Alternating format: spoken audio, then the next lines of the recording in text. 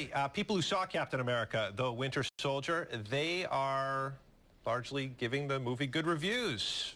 They liked the action, they liked the story. Now, did they like the car? Yeah, Scarlett Johansson, I think they like her too. Her Black Widow character drove a special black-on-black Corvette Stingray in the film. I got a look at the car last week. Two reps from GM showed me the car as the movie was about to open. The shot we have on the screen now gives no doubt to who is the star of this interview. And sorry, guys, it's neither of you. Can you tell me about the car? We're used to it. Don't worry. Go ahead, James. Why don't you tell her about the car? All right, we'll get to the star here. Well, this is obviously a 2014 Chevrolet Stingray Corvette. And what's really phenomenal about this vehicle, from my perspective, again, we're here to talk about inclusion of this film in a movie, is that for the film, we didn't have to make any modifications. We just went to the factory, ordered up a black-on-black vehicle like this, and suddenly we have a showstopper that's driven by the Black Widow character in the Captain America film. Some of the design elements really jump out for me that really kind of separated from the crowd. You've got that quad exhaust out back that really barks every time you turn it on. You've got venting all along the car here that is not jewelry. This is functional stuff that we learned from our racing division that really helps keep the car planted at higher speeds and keep the cooling where it needs to be. The chassis itself, made of aluminum, so strong, so lightweight, so you get great fuel efficiency, 50-50 weight balance, which is perfect for a sports car. If it looked like a shoebox, I would want to drive this thing. It obviously doesn't, and I think, Steve, that's why it was such a great tie-in to the Captain America film, because it's a showstopper. Yeah, absolutely, James. I mean, very briefly, you know, we've got this car married to the Black Widow character, which in the film is a character named Natasha.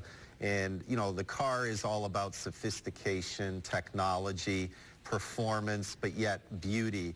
And that's exactly what that Black Widow character exudes. So there was a great match there between car and character. Scarlett Johansson not included, though, if you buy the car, correct? I checked on that, unfortunately. Yeah, James, I'm sure, checked that out. No, unfortunately not. No. That's okay. I still take the car.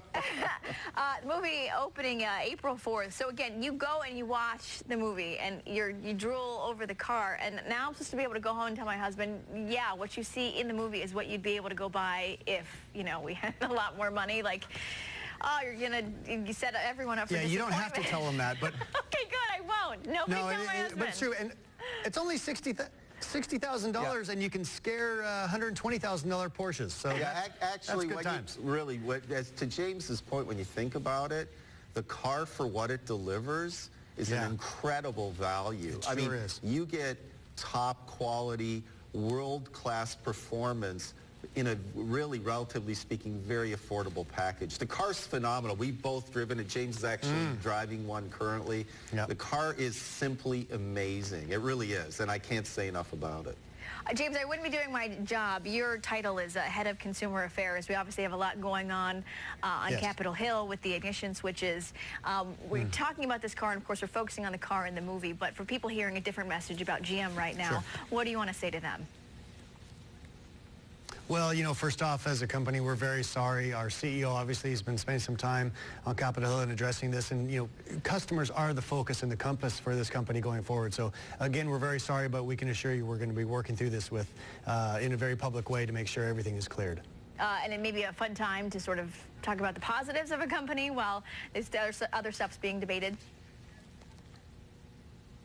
Yeah, absolutely. I mean, you know, ultimately, the car business is a very romantic, a very fun business. You know, it's transportation at one level, but it's also, you know, exudes your personality. And I think that's one of the reasons with, you know, using our vehicles in films, which is what Steve's role within the company is such a smart idea. It really is it's a subtle marketing play, but it also really connects people to the brands. I mean, when you think about yellow Camaros, I think Transformers and Bumblebee. I mean, when you really do think about it, I mean, one of the things we're trying to do through film and entertainment is build brand opinion and consideration and really shine a different kind of light on our products with a different type of consumer. I mean, you know, your moviegoers tend to be younger, millennial types. They're a very, very important part of our future.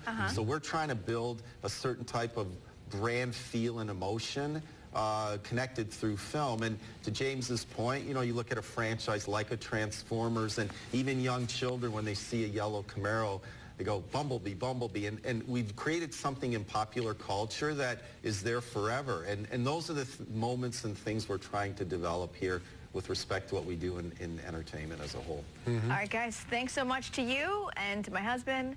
Keep dreaming. You don't have to tell them about it if you don't want to.